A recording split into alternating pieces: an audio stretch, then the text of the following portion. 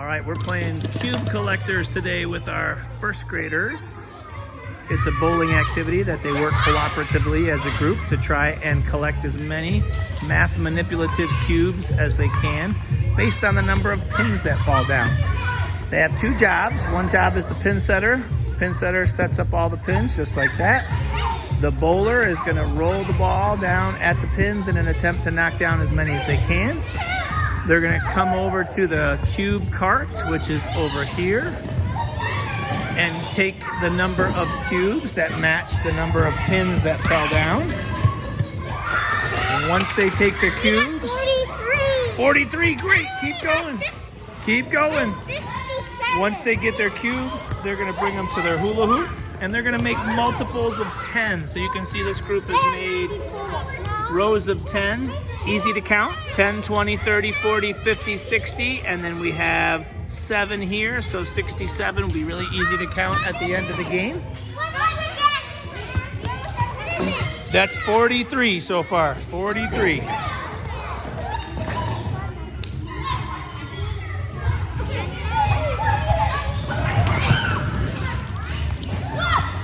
If they're not sure what order to go in, I have all the kids write their names down on the sheet like this so they know whose turn it is. And then whoever's listed first goes first.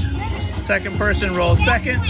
Third person will roll third, and then they'll go back to the beginning. So if they're not rolling, they're doing the pins.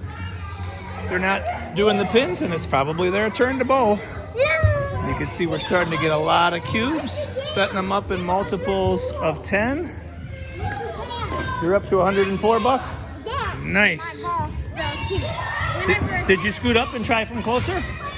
No. Okay, make sure you give it a try from closer. It might be a little easier for you. Excellent. So how are we doing over here, Lola? How many we have so far? So, let's see. 10, 20, 30. 40.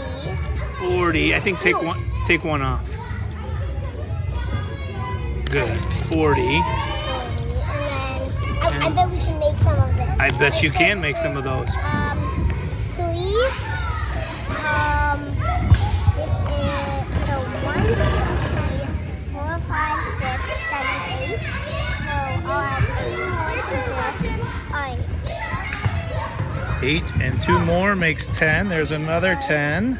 Think you can make 1, 2, 3, 4, 5, 6, 7. 7.